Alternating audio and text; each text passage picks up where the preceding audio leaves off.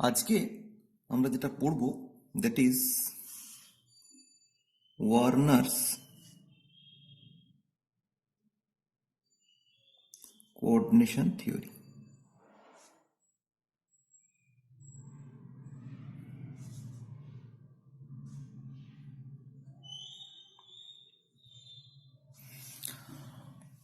এখন এই ওয়ার্নার্স coordination theory পড়তে গিয়ে আজকের আমাদের যে পড়ানোর জায়গাটা সেটা করতে গিয়ে আমরা একটুখানি এর ব্যাকগ্রাউন্ড থিওরিটা বা ব্যাকগ্রাউন্ড যে গল্পটা সেটা একটু বুঝে নেওয়ার চেষ্টা করব। সেটা এই কারণে ইম্পর্টেন্ট, আমরা অ্যাকচুয়ালি বোঝার চেষ্টা করব এই জার্নিটা যে কিভাবে এই কমপ্লেক্স কিভাবে তার স্ট্রাকচার ইলুসিডেট করা হচ্ছে, তার স্টিরিওকেমিস্ট্রি কি হতে পারে, এই আইডিয়াগুলো কিভাবে জেনারেট করছে, কতটা ডিফিকাল্ট ছিল সেই জায়গাগুলো, এবং বোঝার চেষ্টা করব আমাদের প্রেজেন্ট কনটেক্সটে নয়, যে আইডিয়াগুলো আমাদের অলরেডি হয়ে গেছে সেই কনটেক্সটে নয়, রাদার সেই সময় যখন আমাদের হাতে জানা ইনফরমেশান খুব কম ছিল, সেভাবে সফিস্টিকেটেড টেকনিক্স বা টুলস ছিল না, সেই রকম একটা জায়গায় দাঁড়িয়ে একটা থিওরি প্রপোজ করা হচ্ছে। সেটা কতটা ডিফিকাল্ট, সেটা কতটা ইনোভেটিভ, সেইটা আমরা একটু ধরার চেষ্টা করব। এই ওয়ার্নার্স কোঅর্ডিনেশন থিওরি পড়তে গিয়ে প্রথমেই যেটা আসে that is the formation of the complex. এখন আমরা আগে একটু পুরোনো দিনের জায়গায় ফিরে যাই। আজকের পোর্শনের, আজকের পড়ানোর অনেকটা অংশই এই জুড়ে থাকবে এই গল্পগুলো। The ability of certain ions and molecules that are themselves capable of independent existence, যারা কিছু কমপ্লেক্স যারা নিজেরাই এক্সিস্ট করতে পারে, যারা দে আর সাফিসিয়েন্টলি স্টেবল, এবং যারা স্যাচুরেটেড, যাদের আর ফার্দার রিয়াকশনে পার্টিসিপেট করার কোনো টেন্ডেন্সি নেই উইথ রেসপেক্ট টু ভ্যালেন্স, তারাও ডিফারেন্ট স্টয়সিওমেট্রিক প্রপোর্শনে কম্বাইন করে যে নতুন কমপ্লেক্স তৈরি করতে পারে, সেটা জানা ছিল মোটামুটি 1800 দশক থেকে। এবং সেই যে অ্যাডাক্টগুলো তৈরি হতো বা কমপ্লেক্স স্পিসিসগুলো তৈরি হতো, তারা কিন্তু তখন তাদের অ্যাডাক্ট বলে আমরা ডেজিগনেট করতাম। সো তাদের কিন্তু সবসময় যে ফিজিক্যাল বা কেমিক্যাল প্রপার্টি সেম হতো তা নয়, কিন্তু তা সত্ত্বেও তারা যে ফর্মেশন হচ্ছে সেটা আমাদের জানা ছিল। ফিজিক্যাল কেমিক্যাল ক্যারেক্টারিস্টিক বলতে কীরকম, তাদের যে এক নয় সেটা বলতে আমরা কি বোঝাতে চাইছি, যেমন ধরা যাক তাদের মধ্যে কেউ কেউ ছিল সলিড স্টেটে স্টেবল, এবং আবার কেউ কেউ তাদের স্টেবল হওয়া সত্ত্বেও সলিউশনে যখন আমরা তাদেরকে ডিজলভ করতাম সেই অ্যাডাক্টগুলোকে, তখন দেখা যেত তারা তাদের কম্পোনেন্টগুলোতে ডিসোসিয়েট করে যাচ্ছে। কারোর ক্ষেত্রে আবার দেখা যেত যে সলিউশন ফেজ থেকে যখন আমি তাকে ক্রিস্টালাইজ করছি, তখন তারা কিন্তু ক্রিস্টালাইজ হচ্ছে, তাদের কিন্তু কোনো কম্পোজিশনে চেঞ্জ হচ্ছে না। আচ্ছা, কারোর ক্ষেত্রে দেখা যেত যে হয়তো স্লাইটলি হায়ার টেম্পারেচারে তারা ডিসোসিয়েট করে যাচ্ছে।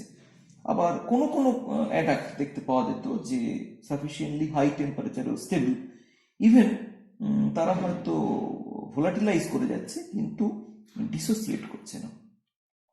এখন এই ধরনের যে কমপ্লেক্সগুলো বা অ্যাডাক্টগুলো তখন তৈরি করা গেছিল বা জানা গেছিল যাদের কথা, তাদের প্রপার্টি যখন কেউ কখনো স্টাডি করেছেন, তখন কারোর ক্ষেত্রে দেখা গেছে যে তাদের নেচারটা হচ্ছে অনেকটা আয়নিক নেচারের, কারোর ক্ষেত্রে আবার কোভ্যালেন্ট নেচারের।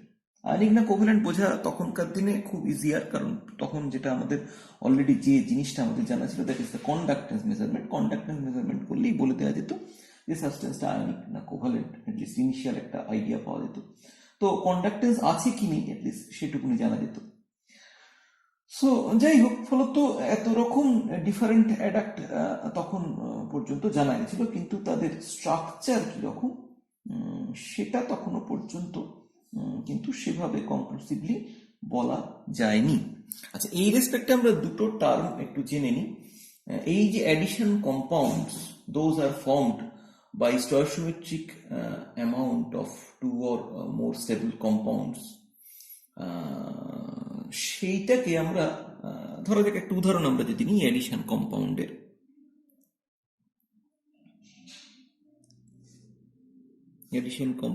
যদি আমরা একটা উদাহরণ নিই সেটা হচ্ছে এরকম, যেমন ধরা যাক KCl, magnesium chloride plus 6H2,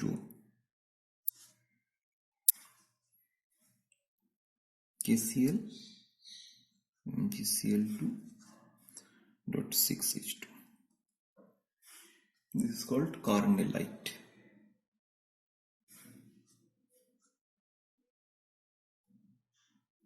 mineral.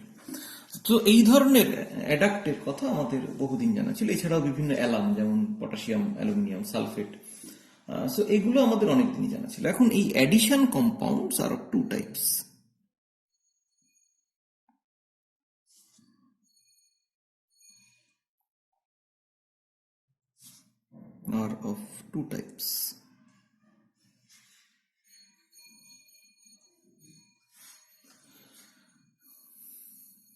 এক নম্বর হচ্ছে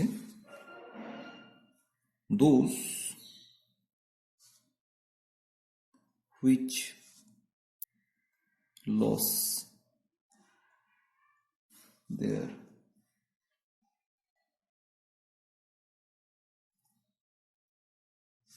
identity in solution, যেমন potash alarm,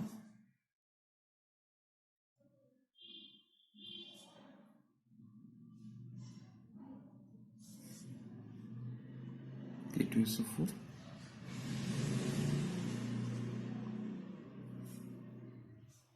Al2SO4 thrice dot 24H2। আমরা জানি যে এদেরকে যখন আমরা সলিউশনে বা ওয়াটারে ডিসলভ করি তখন সেক্ষেত্রে এরা পটাশিয়াম আয়ন,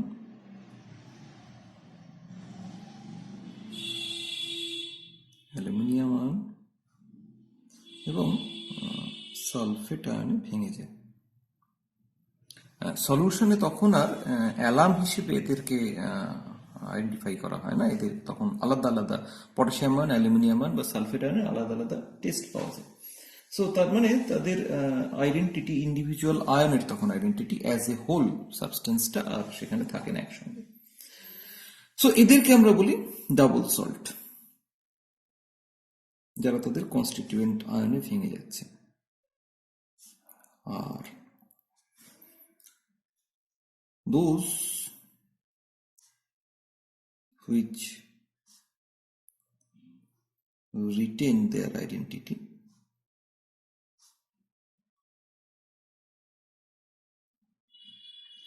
যেমন আমরা জানি যে ধরা যাক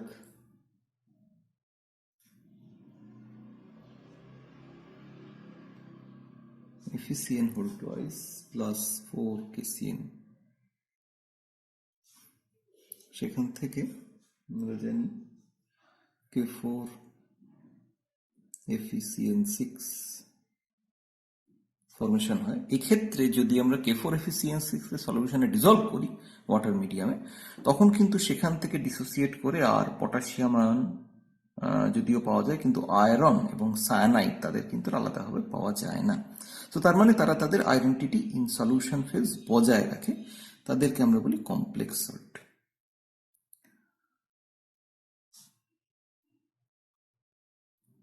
সো এই ধরনের জিনিসগুলোর কথা, এই ধরনের অ্যাডাক্টগুলোর কথা, ডিফারেন্ট কাইন্ডস অফ অ্যাডাক্টের কথা, এইগুলো কিন্তু আমাদের অনেক দিন আগে থেকেই জানা ছিল, কিন্তু এদের ডেসক্রিপশন কিরম হবে সেটা কিন্তু সেই সময় অবধি জানা ছিল না।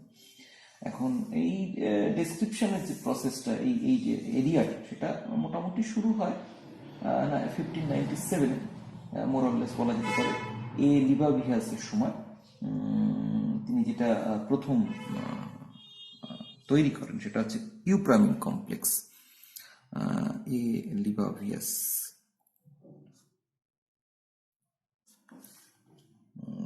1597, formation of Q-Pramin complex.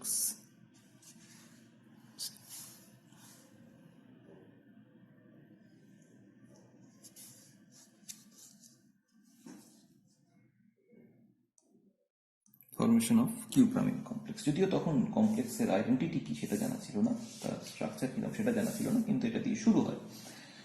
এরপরে তৈরি হয় Prussian blue, that is due to it is at around 714 due to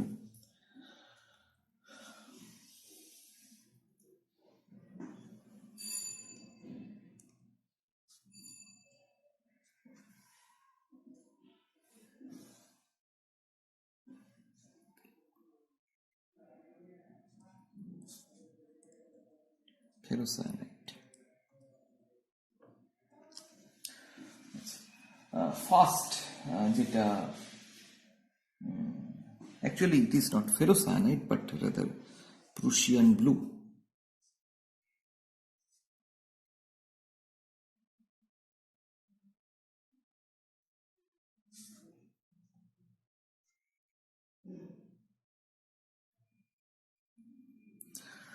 প্রথম এই জায়গাটা নিয়ে যেটা একটা অর্গানাইজড জিনিস শুরু হয়, একটা অর্গানাইজড স্ট্রাকচার দেওয়ার একটা চেষ্টা শুরু হয়, সেটা হচ্ছে 1798 বাই সিটোয়েন টেসার্ট।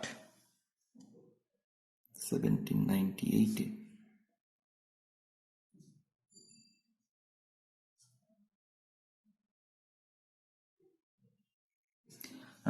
এইখানে সরি টিএ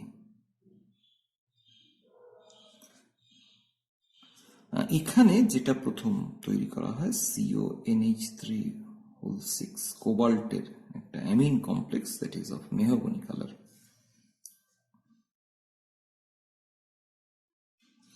সো এইটা থেকেই প্রথম এই স্ট্রাকচার এর ব্যাপারে একটা কি হতে পারে সেটা নিয়ে আইডিয়া করা একটা শুরু হয়, এবং এখানে অনেকে এই জায়গাটা নিয়ে কাজ করেন, যেমন Gustave Magnus, Jois, William Christopher Jois. এরপরে তোমরা পড়বে এই জেসি সল্টের কথা, আর্নস্ট ক্লস, ক্রিশ্চিয়ান উইলহেম ব্লমস্ট্র্যান্ড, এবং যার নাম বারে বারেই আসবে তারা দুজন হচ্ছেন সোফিয়াস ম্যাডস জোর্গেনসেন, এস.এম. জোর্গেনসেন এবং আলফ্রেড ওয়ার্নার। এই দুজনের কথা আমরা আমাদের আলোচনায় আমাদের বারবারই ফিরে আসবে এদের কথা। এখন এই প্রথম দিকে এই অবজারভেশনগুলো কি ছিল যার বেসিসে এই এই জিনিসটা নিয়ে আইডিয়াটা শুরু হয়, কোঅর্ডিনেশন কম্পাউন্ড বা কোঅর্ডিনেশন থিওরি, তার স্ট্রাকচার কিরকম হবে সেটা নিয়ে আইডিয়াটা শুরু হয়। সেটা ছিল সেখানে কোবাল্টের অনেকগুলো অ্যামিন কমপ্লেক্স তৈরি করা গেছিল। যেমন তার মধ্যে প্রথমে যেটা ছিল 1 নম্বর যেটা, সেটা হচ্ছে লিউটিও কোবাল্ট।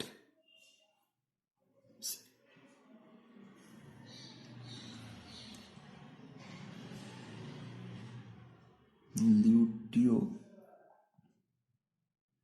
কোবাল্টিক ক্লোরাইড।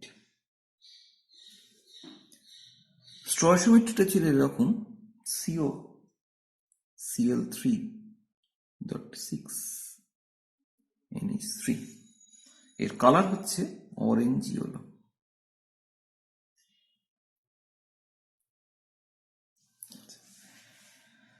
এখন এই কমপ্লেক্সটাকে 18 মোলার সালফিউরিক অ্যাসিড দিয়ে যদি আমরা ট্রিট করি, তাহলে সেক্ষেত্রে দেখতে পাওয়া যায় যে সব কটা chlorine or chloride liberated as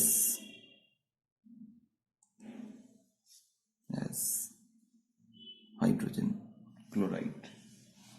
আচ্ছা, এবং একটা সালফেট তৈরি হয়, কোবাল্টের একটা sulphate,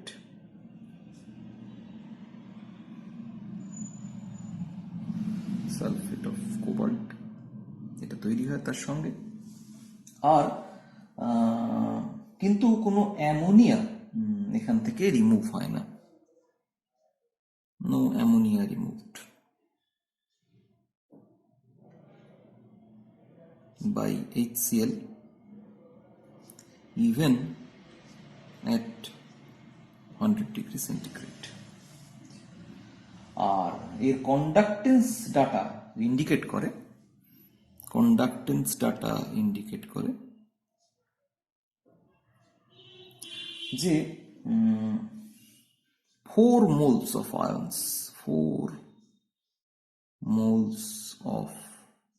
ions per mole of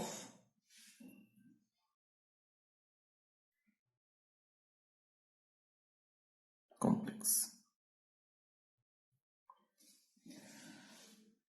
এবং যদি আমরা এটাকে সিলভার নাইট্রেট দিয়ে ট্রিট করি in aqueous solution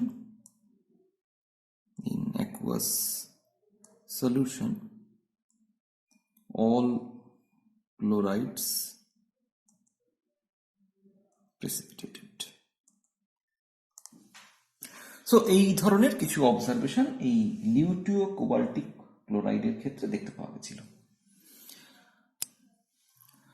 সেকেন্ড, এই কোবাল্টের যে অ্যামিন কমপ্লেক্সটা জানা ছিল সেই সময় তৈরি করা গেছিল, সেটা হচ্ছে রোজিও কোবাল্টিক ক্লোরাইড।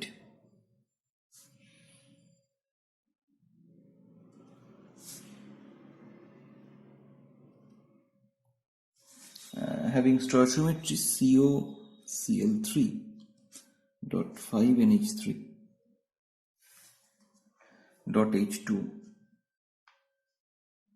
এটা হচ্ছে একটা রেড ক্রিস্টালাইন সলিড এবং আদার ডিটেলসগুলো মানে কত মোলার সালফ্রিক অ্যাসিড দিয়ে ট্রিট করলে কি হয় সেই ডিটেলসে না গিয়েও আমরা যেটা বলতে পারি যে সেই ডিটেলসগুলো আমি আর এখানে আলাদা করে উল্লেখ করছি না প্রত্যেকটা কম্পাউন্ডের ক্ষেত্রে, কিন্তু কন্ডাক্টেন্স মেজারমেন্ট এগেন শো করে যে এটাও হচ্ছে 4 moles of ion, 4 moles of ion per mole of the compound, এবং সিলভার আয়ন এখানেও প্রেসিপিটেট করে ক্লোরিনগুলোকে। সিলভার নাইট্রেট দিলে এখানেও ক্লোরিনের প্রেসিপিটেশন পড়ে, সিলভার নাইট্রেট দিলে এখানেও ক্লোরাইড প্রেসিপিটেটেড।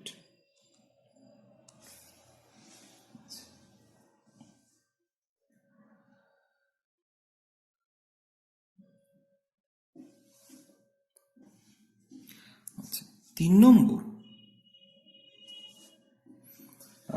যে কম্পাউন্ডটা কোবাল্টের আমাদের অ্যামিন কমপ্লেক্স জানা আছে সেটা হচ্ছে পারপিউরিও।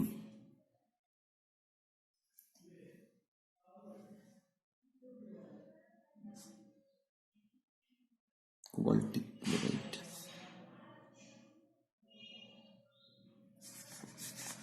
আচ্ছা, এর স্টয়চিওমেট্রি হচ্ছে COCl3.5H2, এটার কালার হচ্ছে পার্পল।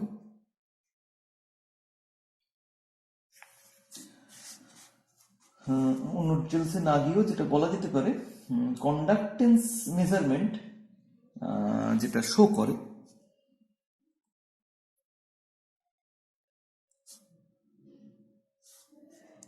যে 3 moles of iron,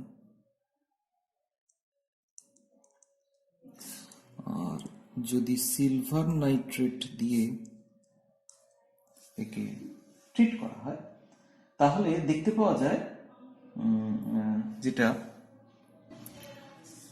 only 2/3 of the chlorine precipitated। এখানে কিন্তু all chlorine precipitated। সো এই আইডিয়াগুলো, এই রিয়াকশনগুলো তখন জানা ছিল। এখন তাহলে এই জিনিসগুলো, এই রেজাল্টগুলো কিভাবে এক্সপ্লেন করা হচ্ছিল, বা এই রেজাল্টগুলো কিভাবে একটা স্ট্রাকচারের দিকে লিড করছিল। তো আমরা যে দুজনের কথা আমরা বলেছি, বারবার বলবো, তো এস.এম. জোরজেনসেন তিনি যেটা প্রপোজ করেছিলেন যে এই কমপ্লেক্সগুলোর structure probably is of this type, CO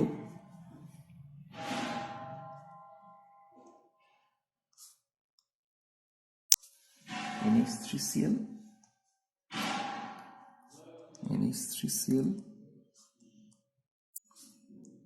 এবং NH3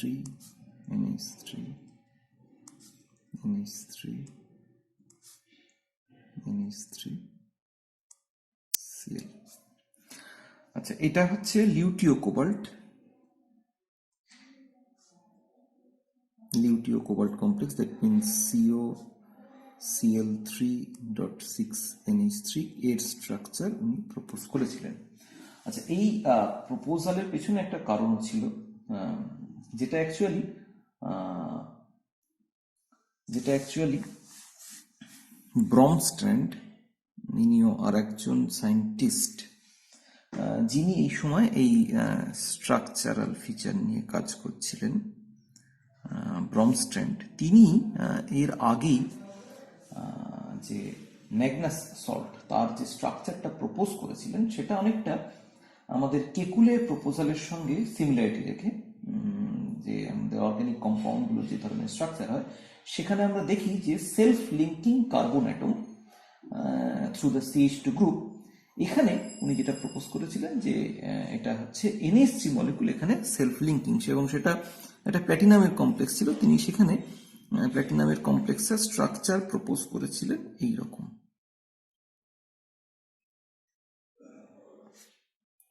তো সেই আইডিয়াটা মাথায় রেখে জোরজেনসেনও যেটা করেছিলেন সেটা হচ্ছে এই ধরনের self linking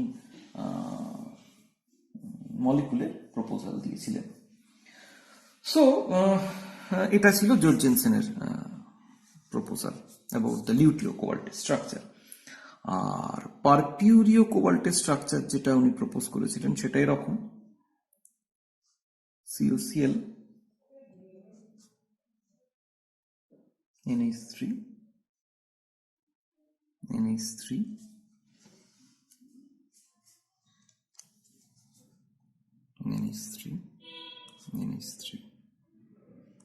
Cl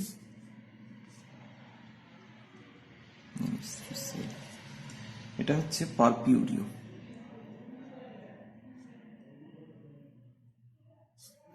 That means COCl3.5NH3। আচ্ছা, তো এই যে জিনিসটা, সরি, আমি আগের ক্ষেত্রে একটা কম্পোজিশন ভুল লিখেছি, একটুখানি কারেক্ট করে নিই। সেটা হচ্ছে এটা, this is not 5H2, this is 5NH3, this 5NH3। আচ্ছা, সো এটা এস.এম. জোরজেনসেন প্রপোজ করেছিলেন যে এই ধরনের স্ট্রাকচার, এবং এই ধরনের স্ট্রাকচার প্রপোজ করার পেছনে যে যুক্তিটা ছিল সেটা হচ্ছে এরকম, যে রিয়াকশন কেমিস্ট্রি থেকে দেখা গেছিল যে লিউটিও কোবাল্ট ক্লোরাইডের ক্ষেত্রে 3টে ক্লোরাইডই প্রেসিপিটেটেড হয়ে যায়। সো উনি বলেছিলেন যে ক্লোরাইডগুলো কোবাল্টের সঙ্গে directly bonded, so those are non ionic, এবং সেই জন্যে সেই ক্লোরাইডগুলোকে সিলভার নাইট্রেট দিয়ে ট্রিট করলে প্রেসিপিটেট করা যায় না, কিন্তু যেগুলো থ্রু অ্যামোনিয়া অ্যাটাচড সেগুলোকে প্রেসিপিটেট করা যায়। এখন যেহেতু এই কোবাল্ট হেক্সামিন ক্লোরো এই কমপ্লেক্সটার ক্ষেত্রে 3টে ক্লোরিনই অ্যামোনিয়ার সঙ্গে অ্যাটাচড, তো সেই জন্য এখানে 3টে ক্লোরিনই প্রেসিপিটেটেড হয়। কিন্তু পারপিউরিও ক্লোবাল্টের ক্ষেত্রে একটা ক্লোরিন ডাইরেক্ট কোবাল্টের সঙ্গে অ্যাটাচড, কিন্তু দুটো হচ্ছে অ্যামোনিয়া থ্রু দিয়ে অ্যাটাচড, ফলে তো দুটো মাত্র প্রেসিপিটেটেড হয়। সো এবং সেই দিয়ে কন্ডাক্টেন্সটা ব্যাখ্যা করার উনি চেষ্টা করেছিলেন, কিন্তু এইভাবে অ্যামোনিয়া বন্ড কিভাবে হয় বা সেই জায়গাগুলোর কোনো আইডিয়া কিন্তু তখনও পর্যন্ত মানে উনি দিতে পারেননি, বা এর কোনো জাস্টিফিকেশন দিতে পারেননি। এটা একটা আইডিয়া ছিল বেসড অন দ্য প্রপোজাল।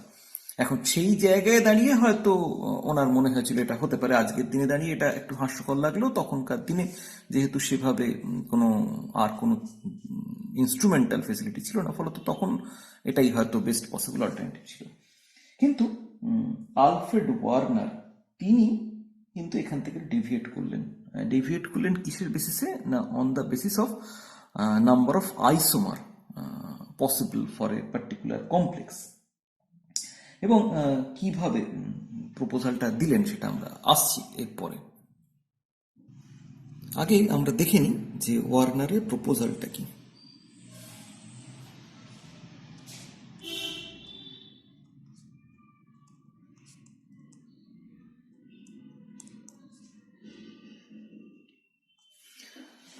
ওয়ার্নারের প্রপোজালটা ছিল এরকম, বা পস্টুলেটগুলো ছিল এরকম: metal atom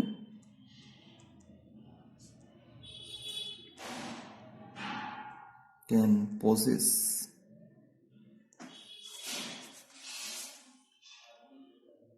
two types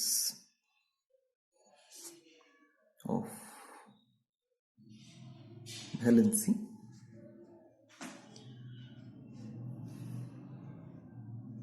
principal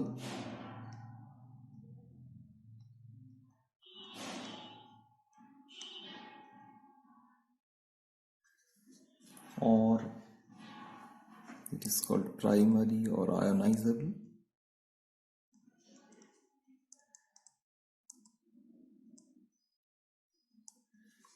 and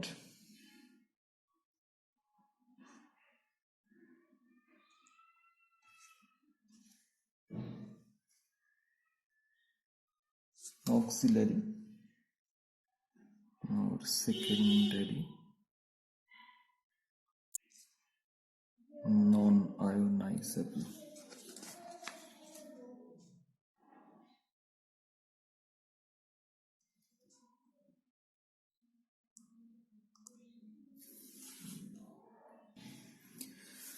দু নম্বর,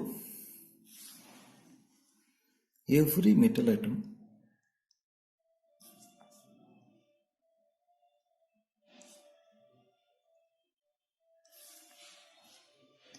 has a fixed number of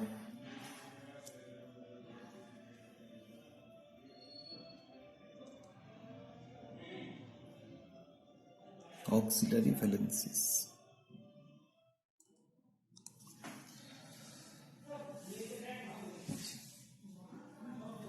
3 number,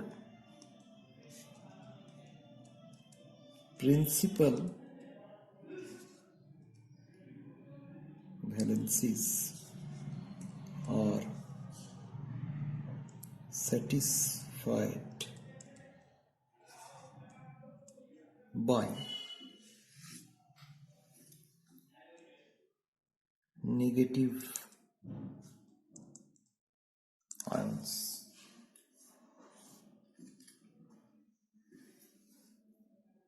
4 number,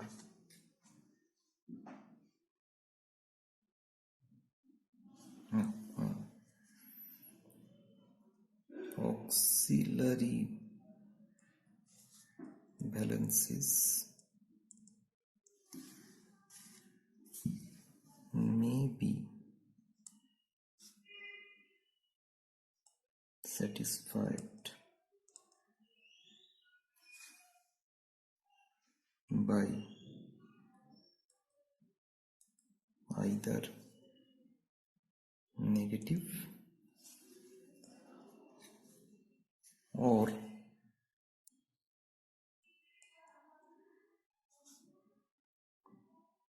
neutral molecules. 5 number, auxiliary valencies are directed in space about the central metal atom. আচ্ছা, এখন প্রশ্ন হচ্ছে এই আইডিয়াটা কোথা থেকে এলো?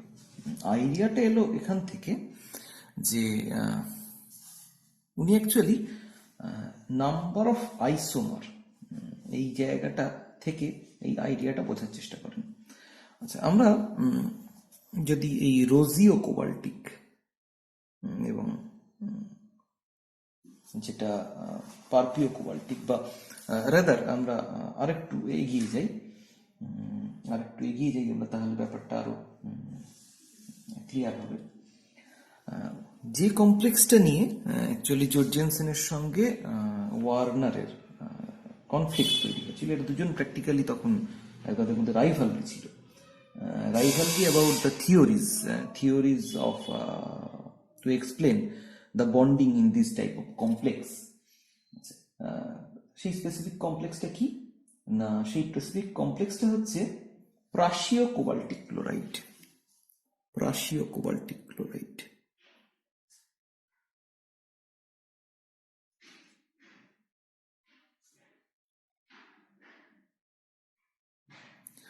তার স্টয়কিওমেট্রি হচ্ছে COCl3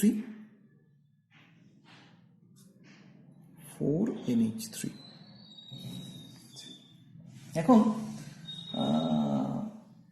কন্ডাক্টেন্স স্টাডি ইন্ডিকেট করে, that is a green compound.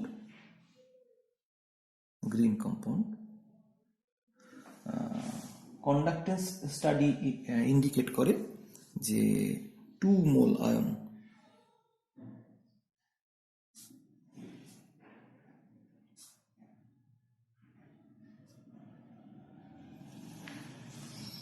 এখন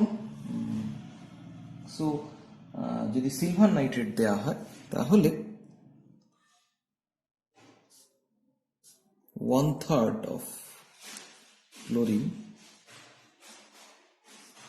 get precipitated. এখন অ্যাকর্ডিং টু জর্জেনসেন তাহলে এটার স্ট্রাকচার যেরকম প্রপোজড হয়েছিল সেটা হচ্ছে এরকম।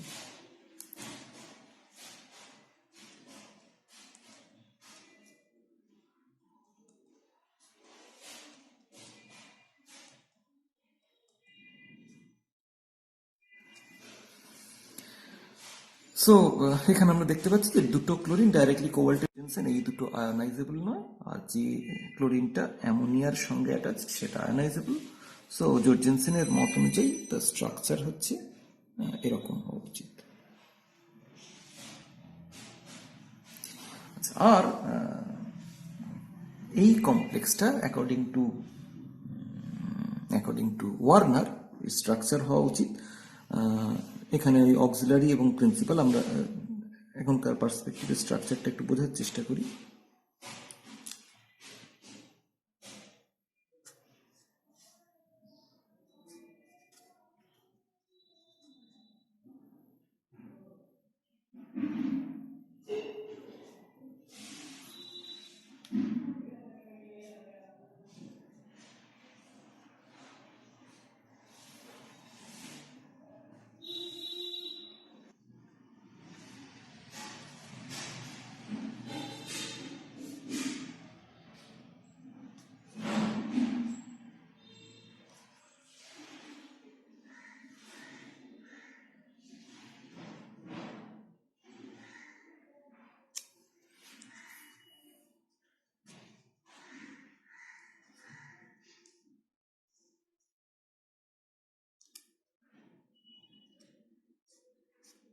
আমরা যদি ওয়ার্নারের মত মেনে নিই তাহলে এখানে দুটো আইসোমার পাওয়া উচিত, একটা সিস এবং একটা ট্রান্স। কিন্তু যদি জর্জেনসেনের মতবাদ মেনে নিই তাহলে সেক্ষেত্রে একটাই মাত্র আইসোমার পাওয়া সম্ভব, তার কারণ এভাবে আমাদের অন্য কোনো রকম আইসোমার পাওয়া সম্ভব নয়।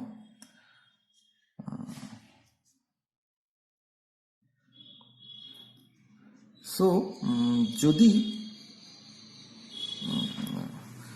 ফলত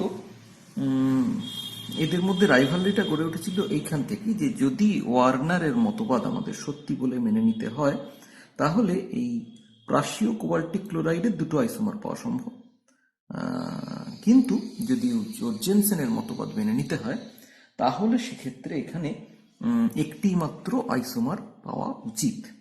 তো বহু চেষ্টা সত্ত্বেও সেই সময় অ্যাট দ্যাট ভেরি মোমেন্ট যে সময় এই থিওরিটা প্রপোজ হচ্ছে সেই সময় সেকেন্ড আইসোমার এই প্রাসীয় কোবাল্টিক ক্লোরাইডের আর কিছু তৈরি করা যায়নি, একটি মাত্র গ্রিন কম্পাউন্ড আইসোলেট করা গেছিল।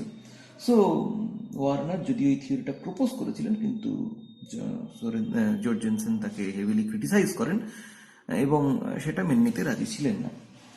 So this was until the formation of the complex Vialio compound, Vialio cobaltic chloride.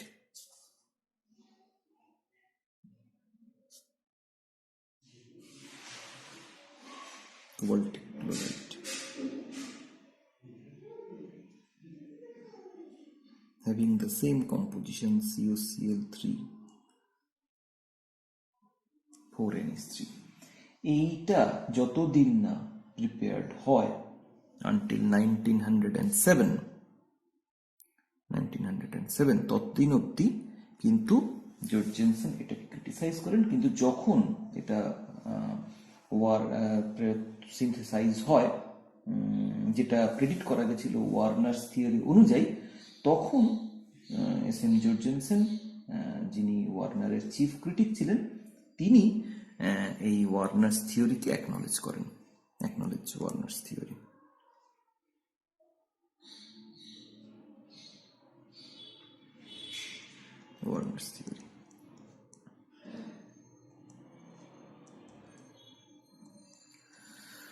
So সেখান থেকে প্রথম বোঝা যায় যে না সত্যি এই ধরনের একটা বন্ডিং এই কমপ্লেক্সগুলোর ক্ষেত্রে হতে পারে। পরবর্তীকালে পল ফেফার, ওয়ার্নারের একজন স্টুডেন্ট, জুরিক ইউনিভার্সিটির পরে জুরিক ইউনিভার্সিটিতে ছিলেন, তিনি লেখেন যে actually Warner অ্যাওক with a start at 2 o'clock one morning with the fundamental concept of his theory in mind, and that writing furiously and without interruption by 5 o'clock the following afternoon he had completed its summary.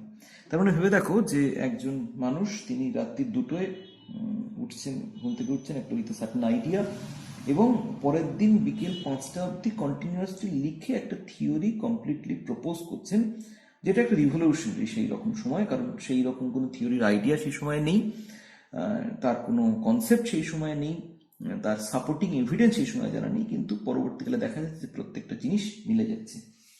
এবং 1893 সালে এই কাজটা publish হয়, যদিও ওই জর্জেনসেন এটা মেনে নেন 1907 সালে যখন ওই ভায়ালিও কোবাল্টিক ক্লোরাইড কমপ্লেক্সটা প্রিপেয়ার করা সম্ভব হয়। তিনি যাই হোক 1893 সালে তার যে পেপার, সেখানে ওয়ার্নার প্রথম এই থিওরিটা স্ট্রাকচার প্রপার্টি সংক্রান্ত, এই কোঅর্ডিনেশন কমপ্লেক্সের স্ট্রাকচার প্রপার্টি সংক্রান্ত যে থিওরি সেটা উনি পাবলিশ করেন, এবং ইন সাবসিকুয়েন্ট ইয়ার উনি 129টা পেপার পাবলিশ করেন তার এই থিওরির সমর্থনে, বিভিন্ন কমপ্লেক্স সিনথেসাইজ করে। He is so critical about it, এবং এক্সপেরিমেন্টালি প্রত্যেকটা জিনিস ভেরিফাই করেন তার অরিজিনাল থিওরিটাকে সাপোর্ট করার জন্য বা তার অরিজিনাল পোস্টুলেটটাকে সাপোর্ট করার জন্য। এবং তার এই কাজের জন্যে 1913 সালে তাকে কেমিস্ট্রিতে নোবেল প্রাইজ অ্যাওয়ার্ড দেওয়া হয় তার অ্যাকমপ্লিশমেন্টের জন্য। কিন্তু sadly he passed out just prior to his 53rd birthday in 1919, and actually he is a substantial degree of victim of overwork in his science. তার কাজের জন্য এত বেশি কাজ করতেন উনি, সারাদিন কাজের মধ্যে ডুবে থাকতেন, যে অ্যাকচুয়ালি সেটাই তাকে মৃত্যুর দিকে ঠেলে দেয়। এবং আরও একটু খেয়াল করে দেখো যে 1913 সালে উনি নোবেল পুরস্কার পান অ্যাজ এ ইনঅর্গানিক কেমিস্ট, এবং until 1973 it is another Nobel Prize given to an inorganic chemist G. Wilkinson and E. O. Fisher also for work with metal complex। তার মানে 1913 সালে পিওরলি ইনঅর্গানিক কেমিস্ট হিসেবে Nobel prize পান। তারপরে আবার purely inorganic chemist complex সিনথেসিসের জন্য, definitely ইনঅর্গানিকের related কাজের জন্য হয়তো আরো অনেক আছে, কিন্তু পিওরলি কমপ্লেক্স সিনথেসিসের জন্য আবার একজন নোবেল প্রাইজ পাচ্ছেন 1973 সালে, ওয়ার্নার পাওয়ার 60 বছর বাদে। সো সেখান থেকে বোঝা যায় তার কাজের গুরুত্বটা কতখানি ছিল, এবং সেখানে তার কাজের কোনো সাপোর্টিভ এভিডেন্স ছিল না, শুধুমাত্র কিছু অবজারভেশন এবং কিছু এক্সপেরিমেন্টাল ডাটা। এবং এক্সপেরিমেন্টাল ডাটাটাও কীরকম, একদম প্রিমিটিভ টাইপের ডাটা, কন্ডাক্টেন্স, স্ট্রাকচার, কন্ডাক্টেন্স, কিছু রিয়াকশন, এর ওপর ভিত্তি করে উনি এই থিওরিটা প্রপোজ করছেন। আচ্ছা, এখানে আরো একটা গল্প একটু উল্লেখ করার আমি লোভ সামলাতে পারছি না। সেটা হচ্ছে ওয়ার্নার যেটা এস্টাবলিশ করলেন যে এই কমপ্লেক্সগুলোতে কোঅর্ডিনেশন নাম্বার হচ্ছে 6। ওয়ার্নার এস্টাবলিশড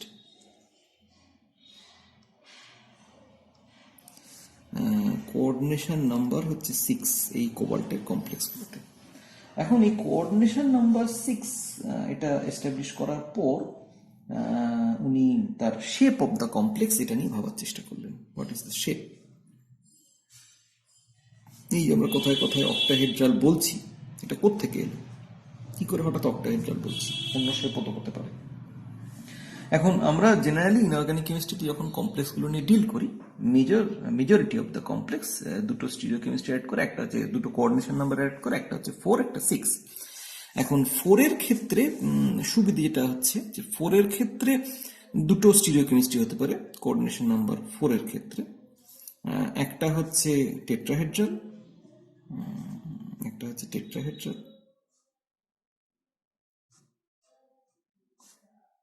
একটা হচ্ছে স্কোয়ার প্ল্যানার।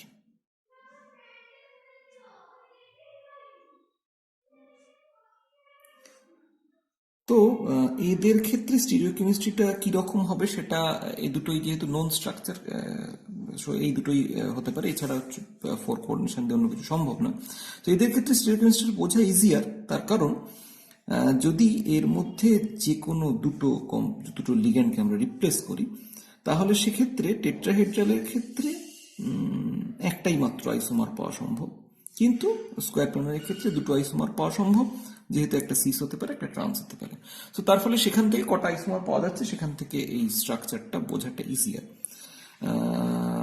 কারণ এখানে যদি আমরা A2B2 টাইপের কমপ্লেক্সের কথা আলোচনা করি, তাহলে নাম্বার অফ আইসোমারের রেসপেক্টে আমরা বলতে পারি টেট্রাহেড্রালের ক্ষেত্রে হবে 1, আর স্কোয়ার প্ল্যানারের ক্ষেত্রে হবে 2। তাহলে সেখান থেকে বলা সম্ভব যে কটা আইসোমার আমরা আইসোলেট করছি, এবং সেখান থেকে এই কমপ্লেক্সগুলো স্ট্রাকচার কিরকম হবে। তো সেই একই আইডিয়া উনি এক্সটেন্ড করার চেষ্টা করলেন for the 6 coordinated complex. 6 coordinate কমপ্লেক্সের ক্ষেত্রে সিচুয়েশনটা আরেকটু কমপ্লিকেটেড, তার কারণ সেখানে 3 ধরনের স্ট্রাকচার হতে পারে। একটা হচ্ছে প্ল্যানার হেক্সাগন, একটা হচ্ছে ট্রাইগোনাল প্রিজম,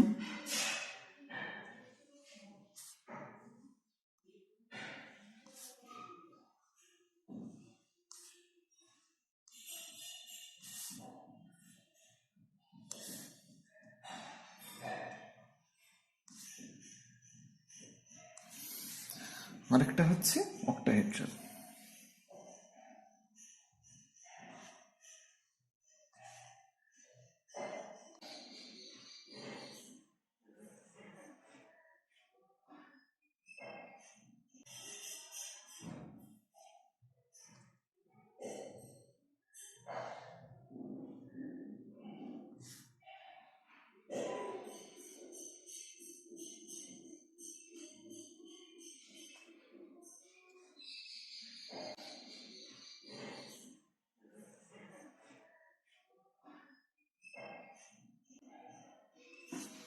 এইরকম। সো এই 3টে স্ট্রাকচার হওয়া সম্ভব। এখন কোন স্ট্রাকচারটা হচ্ছে সেটা উনি কিভাবে বার করার চেষ্টা করলেন? আমরা সরাসরি চলে যাই নাম্বার অফ আইসোমারের ক্ষেত্রে ফর এম x2 y2, কারণ এটা দিয়ে ডিফারেন্সিয়েট করা যায়, বাকিগুলো নিয়ে আমি আর আলোচনা করছি না, আলোচনা করলে আর একটু এক্সটেন্ডেড হবে জিনিসটা। সো এম x2 y2 এর ক্ষেত্রে আমরা যেটা দেখতে পাচ্ছি সেটা হচ্ছে, আমরা যদি এটাগুলোকে নাম করি 1 2 3 4 5 6, এখানে হচ্ছে 1 2 3 4 5 6, এখানে হচ্ছে 1 2 3 4 5 6। তাহলে দেখতে পাওয়া যাবে যে তোমার প্ল্যানার হেক্সাগনের ক্ষেত্রে 3টে আইসোমার হতে পারে, এই ধরনের ট্রাইগোনাল প্রিজমের ক্ষেত্রে 3টে আইসোমার হতে পারে, অক্টাহেড্রালের ক্ষেত্রে 2টো আইসোমার হতে পারে। কি কি আইসোমার? এখানে হচ্ছে 1 2 আইসোমার, 1 3 আইসোমার, 1 4 আইসোমার। এখানে হচ্ছে 1 2 আইসোমার, 1 4 আইসোমার আর 1 5 আইসোমার। এখানে একটু খেয়াল করে দেখা যাক যে 1 2 এর ক্ষেত্রে একই ট্রায়াঙ্গুলার ফেজের 2টো, এখানে একটা অ্যাপিক্যাল পজিশন 1, এখানে একটা অ্যাপিক্যাল পজিশন 4, এটা একটা আইসোমার। আরেকটা ক্ষেত্রে এখানে একটা অ্যাপিক্যাল পজিশন 1 আর তার অপোজিট ফেজে আরেকটা 5। অন্যদিকে অক্টাহেড্রালের ক্ষেত্রে দুটোই হতে পারে, একটা হচ্ছে সিস 1 3, একটা হতে পারে ট্রান্স 1 4। অবজার্ভড, এটা হচ্ছে থিওরিটিক্যাল। অবজার্ভড অ্যাকচুয়ালি যেটা পাওয়া যায়, দেখতে পাওয়া যায় যে 2টো মাত্র আইসোমারই সম্ভব। সো এই আইডিয়া থেকে উনি প্রথম বলার বা মানে প্রপোজ করেন যে এই ধরনের 6 কোঅর্ডিনেশন কমপ্লেক্সের ক্ষেত্রে নাম্বার অফ স্ট্রাকচারটা অ্যাকচুয়ালি হবে অক্টাহেড্রাল। এটা অ্যাকচুয়ালি যেটা উনি করেন যে mx মানে এম প্রথমে আর কি mx6 একই টাইপের 6টা লিগ্যান্ড দিয়ে করেন, তারপরে mx5y একটা মাত্র সাবস্টিটিউশন দিয়ে করেন, 2টো সাবস্টিটিউশন দিয়ে করেন, 3টে সাবস্টিটিউশন দিয়ে করেন। প্রত্যেকটার ক্ষেত্রে কটা করে আইসোমার থিওরিটিক্যালি পসিবল সেটা উনি প্রেডিক্ট করেন।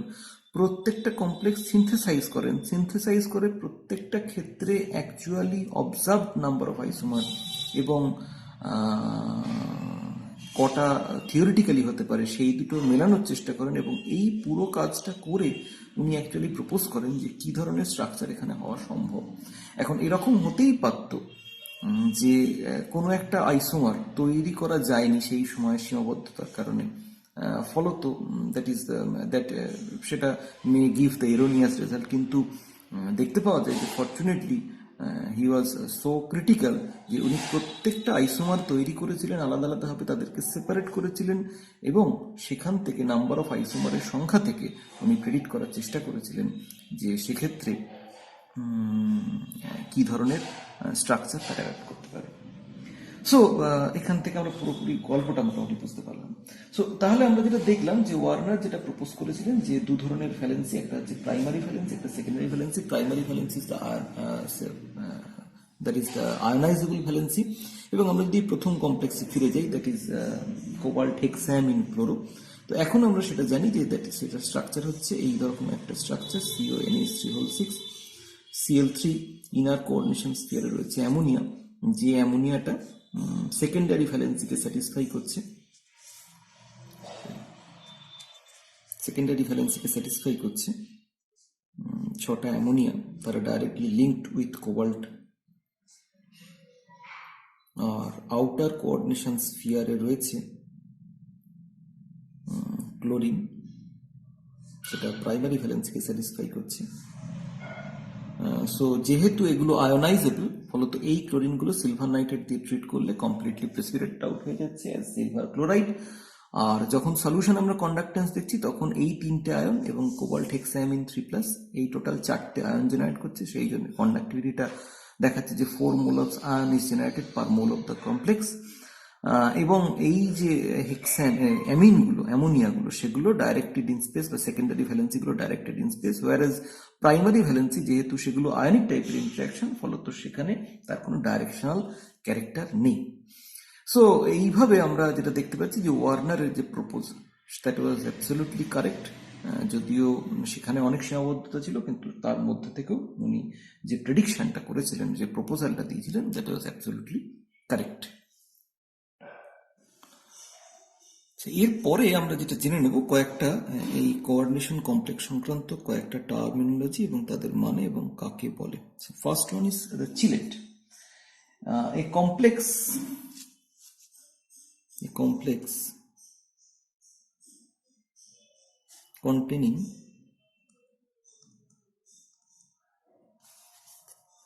a ring structure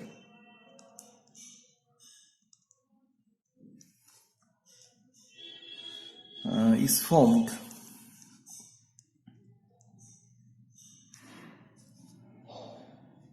whenever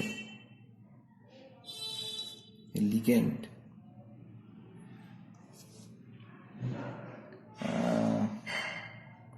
can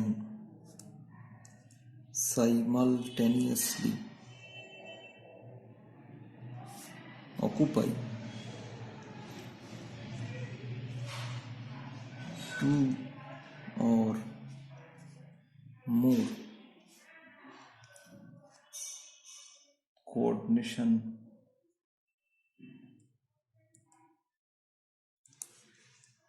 position on the same central metal ion.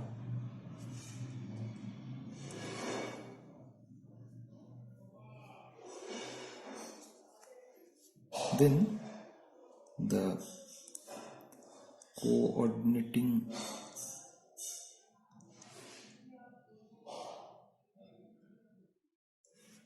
groups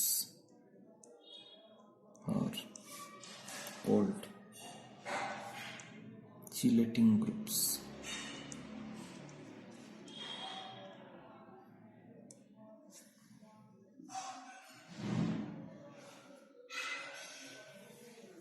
And the phenomenon is known as chelation. তার মানে যখন এই ধরনের একটা সাইক্লিক স্ট্রাকচার আর রিং স্ট্রাকচার ফর্মেশন হচ্ছে তখন তাকে আমরা বলছি চিলেট ফর্মেশন। সো কি ধরনের ক্ষেত্রে হতে পারে না, অবভিয়াসলি এই ধরনের রিং ফর্মেশন হতে গেলে কোনো একটা লিগ্যান্ড এরকম হতে হবে যার একাধিক কোঅর্ডিনেশন সাইট রয়েছে, যেমন ethylene diamine.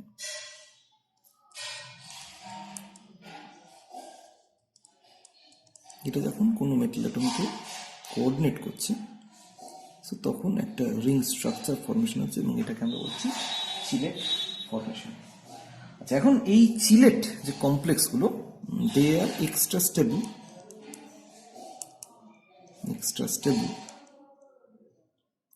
than monodentate act of ligation.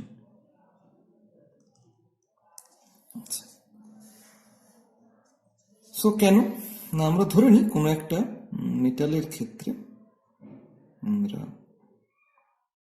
অ্যাকুও complex নিয়েছি, তার সঙ্গে আমরা ইথিলিন ডায়ামিন অ্যাড করলাম, সো তৈরি হচ্ছে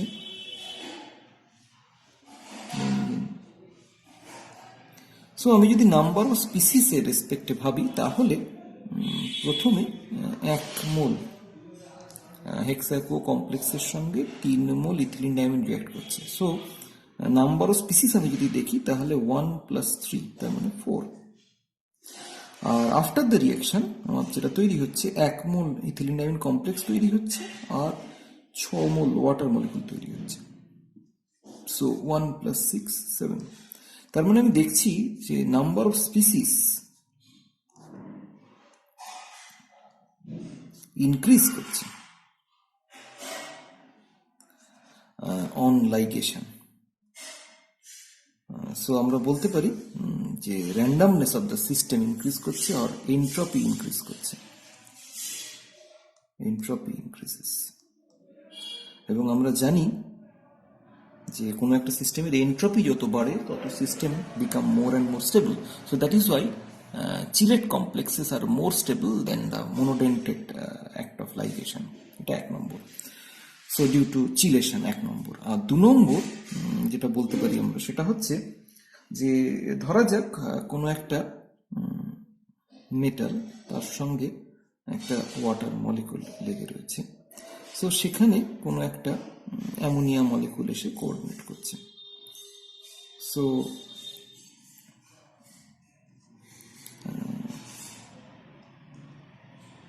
যখন এই কোঅর্ডিনেশনটা হলো, তার ফলে নাইট্রোজেন, তার যেহেতু ইলেকট্রন পেয়ার ডোনেট করার এবিলিটি বেশি, সো তার ফলে মেটালের ওপর পজিটিভ যে চার্জ ডেন্সিটি সেটা কিছুটা কমে আসছে। আগে যতটা ছিল এখন তার চেয়ে কিছুটা মোর নিউট্রালাইজড। অবভিয়াসলি টোটাল চার্জ 2+ থাকছে, যেহেতু দুটোই নিউট্রাল লাইগ্যান্ড, কিন্তু যেহেতু লিগ্যান্ড বেশি ইলেকট্রন ডেন্সিটি ডোনেট করছে on the metal centre, so তার উপর যে চার্জ ডেন্সিটি কিছুটা হলেও বাড়ছে। ফলত সেকেন্ড যে অ্যামোনিয়া মলিকুল, তাকে অ্যাট্রাক্ট করার যে টেন্ডেন্সি বা এবিলিটি, সেটা এই স্টার্টিং কমপ্লেক্সে যতটা ছিল, অবভিয়াসলি এই কমপ্লেক্সটা তার থেকে কিছুটা কম হবে।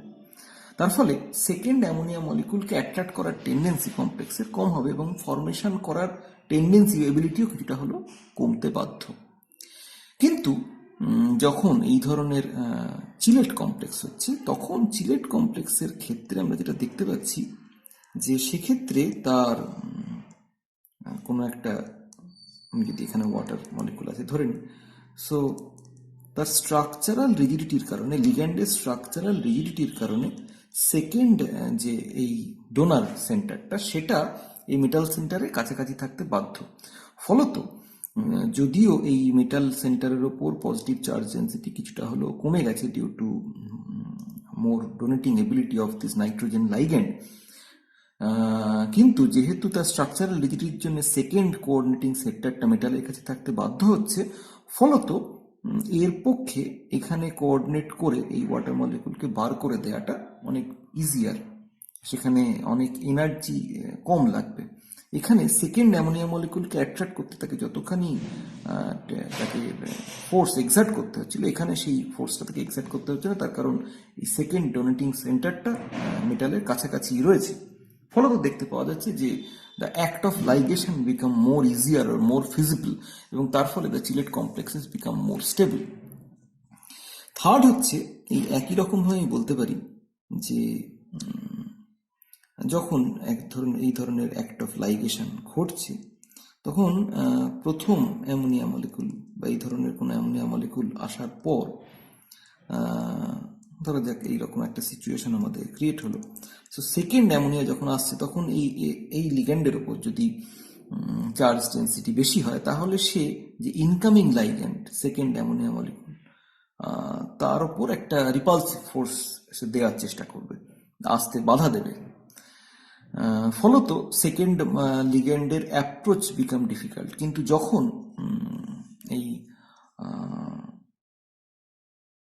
যখন আমাদের এখানে একটা ইথিলিন ডায়ামিনের মতো লাইগ্যান্ড যখন অ্যাপ্রোচ করছে, তখন অলরেডি যে এই ইন্টারনাল যে স্ট্রেন, সেটা already accounted for during the formation of the ligand. ফলত এই স্টেরিক স্ট্রেনের ব্যাপারটা সেখানে প্রায় অ্যাবসেন্ট অর নেগলিজেবলি স্মলার। ফলত সেকেন্ড NH2 গ্রুপের অ্যাটাচমেন্ট বিকাম ইজিয়ার। তো সেই জন্য দেখা যাচ্ছে যে আমাদের Sylhet complex formation become very easier. So এই 3টে পয়েন্ট, একটা হচ্ছে এন্ট্রপি ইনক্রিজ করছে, 2 নম্বর হচ্ছে চার্জ ডেন্সিটি রেসপেক্টে একটা প্রবলেম, 3 নম্বর হচ্ছে স্টেরিক রিপালশনের রেসপেক্টে একটা প্রবলেম। এখানে আমরা আরো দুটো টার্ম বুঝবো, একটা হচ্ছে অ্যাম্বিডেন্টেড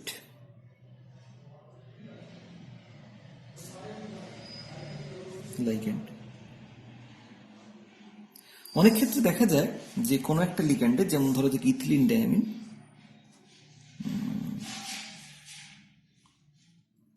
তার দুটো কোঅর্ডিনেটিং সাইট রয়েছে, সে এই দুটো কোঅর্ডিনেটিং সাইট দিয়ে সে একটাই মেটালকে কোঅর্ডিনেট করতে পারে, অথবা দুটো কোঅর্ডিনেটিং সাইট দিয়ে দুটো ডিফারেন্ট মেটাল আয়নকে কোঅর্ডিনেট করতে পারে। So that is there choice. এইরকম হলে তাকে আমরা চিলেটিং লিগ্যান্ড বলবো, এখানে আমরা বলবো ব্রিজিং লিগ্যান্ড। কিন্তু কারোর ক্ষেত্রে দেখতে পাওয়া যায় যে একাধিক কোঅর্ডিনেটিং সাইট রয়েছে, more than one coordinating site, more than one coordinating site,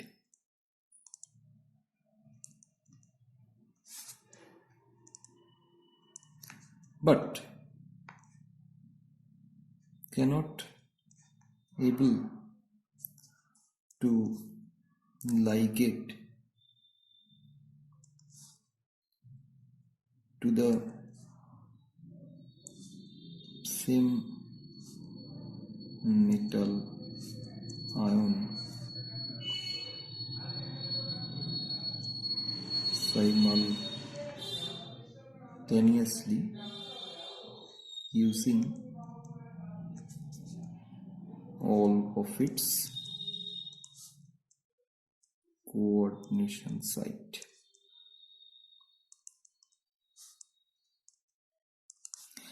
একটা উদাহরণ দিয়ে বললে ব্যাপারটা আরো ক্লিয়ার হবে। ধরো যাক সায়ানাইড। সায়ানাইডের ক্ষেত্রে আমরা জানি তার দুটো কোঅর্ডিনেশন সাইট রয়েছে, একটা হচ্ছে কার্বন এন্ড, একটা হচ্ছে নাইট্রোজেন এন্ড। দুটো দিয়েই সে কোনো একটা মেটালকে বাইন্ড করতে পারে, কিন্তু সায়ানাইড কখনো সাইমালটেনিয়াসলি তার কার্বন এবং নাইট্রোজেন দুটো এন্ড দিয়ে কোনো একটা পার্টিকুলার মেটালকে সাইমালটেনিয়াসলি বাইন্ড করতে পারবে না, যেটা ইথিলিন ডাইমিনের ক্ষেত্রে সম্ভব হয়েছে। তার মানে এই ধরনের অ্যাক্ট অফ লাইগেশন কখনো সম্ভব নয়, because of steric reason, angular strain।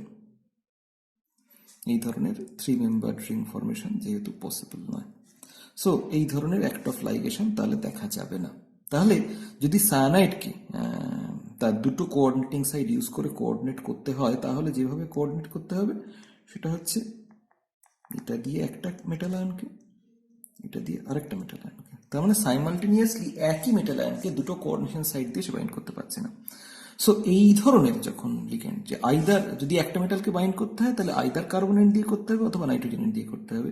যদি দুটো মেটালকে বাইন্ড করতে হয় তাহলে সে দুটো কোঅর্ডিনেশন সাইডকে ইউজ করতে হয়, তাহলে তাকে দুটো মেটালকে বাইন্ড করতে হবে, কিন্তু একটা মেটালকে সে দুটো কোঅর্ডিনেশন সাইড দিয়ে সাইমালটেনিয়াসলি বাইন্ড করতে পারবে না। সো এই ধরনের ঘটনাটা যখন ঘটে, যে ধরনের লিগ্যান্ডের ক্ষেত্রে এটা দেখতে পাওয়া যায়, তাকে আমরা বলি ambidentate ligand. So cyanide is an example of ambidentate ligand. আর আরেকটা জিনিস হচ্ছে পলিডেন্টেড লাইগ্যান্ড। পলিডেন্টেড লাইগ্যান্ড নাম দেখেই বোঝা যাচ্ছে যে যাদের ক্ষেত্রে মাল্টিপল বাইন্ডিং সাইট রয়েছে তাদেরকে আমরা বলি polydentate ligand. Multiple binding site এরকম একটা উদাহরণ হচ্ছে EDTA, ethylene diamine tetraacetic acid. So এখানে আমরা যেটা দেখতে পাচ্ছি,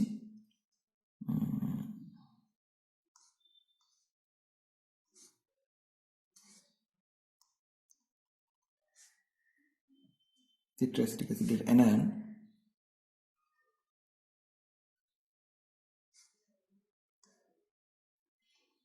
so the ligands having multiple coordination site are called polydentate ligand। এখানে আমরা দেখতে পাচ্ছি যে টোটাল 1 2 3 4 5 এবং 6টা কোঅর্ডিনেটিং সাইট রয়েছে, সো এটাকে আমরা বলছি পলিডেন্টেড লাইগ্যান্ড।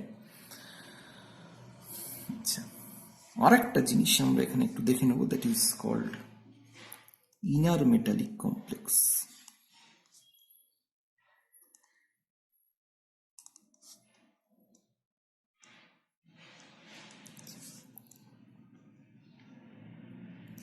এর আগে আমরা যখন ইথিলিন ডায়ামিন কমপ্লেক্স আমরা দেখেছি, কোনো একটা মেটাল 2+সে তার সঙ্গে ইথিলিন ডায়ামিন যখন লিগ্যান্ড অ্যাটাচড হয়েছে, তখন যে মেটাল কমপ্লেক্সটা তৈরি হয়েছে সে MEN3 তিনটে ইথিলিন ডায়ামিন, তখন সেক্ষেত্রে ওভারঅল কমপ্লেক্সের একটা চার্জ থেকে গেছে। তার কারণ ethylene diamine is a neutral ligand, so সেটা মেটালের চার্জ স্যাটিসফাই করেনি, সেটা স্যাটিসফাই হয়েছে বাই সাম আদার আয়ন, অন্য কোনো আয়ন দিয়ে।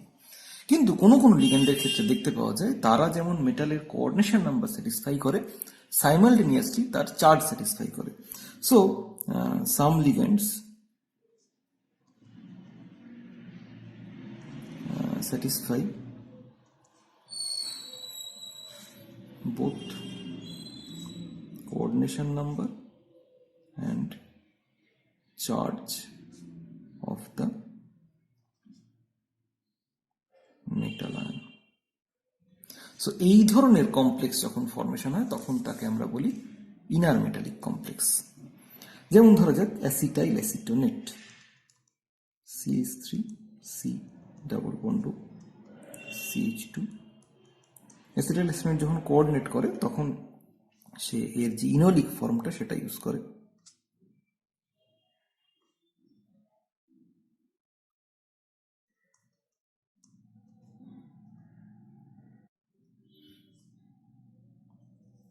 সো ইনোলিক ফর্মটা ইউজ করে, তার মানে অ্যাসিটাইল অ্যাসিটোনেট যখন বাইন্ড করে তখন সে ইউনি নেগেটিভলি চার্জ আয়ন হিসেবে অ্যাক্ট করে।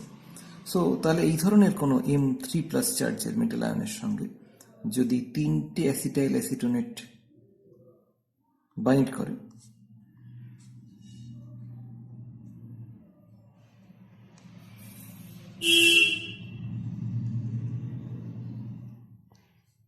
তিনটে যদি অ্যাসিটাইল অ্যাসিটোনেট বাইন্ড করে, তাহলে অ্যাসিটাইল অ্যাসিটোনেট ইজ এ বাইডেন্টেড লাইগ্যান্ড। সো তাহলে তিনটে অ্যাসিটাইল অ্যাসিটোনেট তার 6 কোঅর্ডিনেশন নাম্বার স্যাটিসফাই করবে, অ্যাজ ওয়েল অ্যাজ তিনটে অ্যাসিটাইল অ্যাসিটোনেটের জন্য 3- চার্জ, প্রত্যেকটা হচ্ছে ইউনি নেগেটিভলি চার্জ। সো তিনটে অ্যাসিটাইল অ্যাসিটোনেটের জন্য মেটালের যে 3+ চার্জ সেটাও স্যাটিসফাই করবে। সো তার ফলে এখানে এই যে কমপ্লেক্সটা তৈরি হবে সেটা হবে পারফেক্টলি একটা নিউট্রাল কমপ্লেক্স। এবং এই ধরনের যদি কমপ্লেক্স কোনো ফর্মেশন হয় তখন তাকে আমরা বলবো ইনার মেটালিক কমপ্লেক্স। যদি কমপ্লিট চার্জ, এই ধরনের কমপ্লেক্স যেখানে কমপ্লিট চার্জ স্যাটিসফাই হয় তাকে আমরা বলি first order inner metallic complex. আর যদি এর পরে এমন দেখা যায় যে কোনো আরো চার্জ, তার রেসিডুয়াল চার্জ এর পরেও রয়ে গেল, কিছুটা স্যাটিসফাই হলো, পার্শিয়ালি স্যাটিসফাই হলো, কিন্তু কিছুটা রেসিডুয়াল চার্জ রয়ে গেল, তখন তাকে আমরা বলবো second order inner metallic complex. কিন্তু প্রাইমারি ক্রাইটেরিয়া যেটা সেটা হচ্ছে লিগ্যান্ডকে মেটালের coordination number as well as charge satisfy করতে হবে। That may be partial charge satisfied or complete charge satisfied. So এই তিনটে ডেফিনেশন আমরা পড়লাম, অ্যাম্বিডেন্টেড লাইগ্যান্ড, পলিডেন্টেড লাইগ্যান্ড এবং ইনার মেটালিক কমপ্লেক্স। সো আজকে আমরা এখানেই শেষ করব। পরের দিন আমরা এই আমাদের কোঅর্ডিনেশন কমপ্লেক্সের আলোচনাকে আরো একটু এগিয়ে নিয়ে যাব।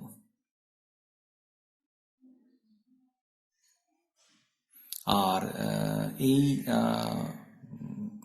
কোঅর্ডিনেশন কমপ্লেক্স পড়ার জন্য আমাদের যে এক্সাম্পলগুলো লাগবে, সরি যে রেফারেন্সগুলো আমরা এখানে ইউজ করব সেটা হচ্ছে আমরা জেডিলির যে ইনঅর্গানিক কেমিস্ট্রি বইটা রয়েছে, concise inorganic chemistry by J D Lee, সেটা পড়তে পারো।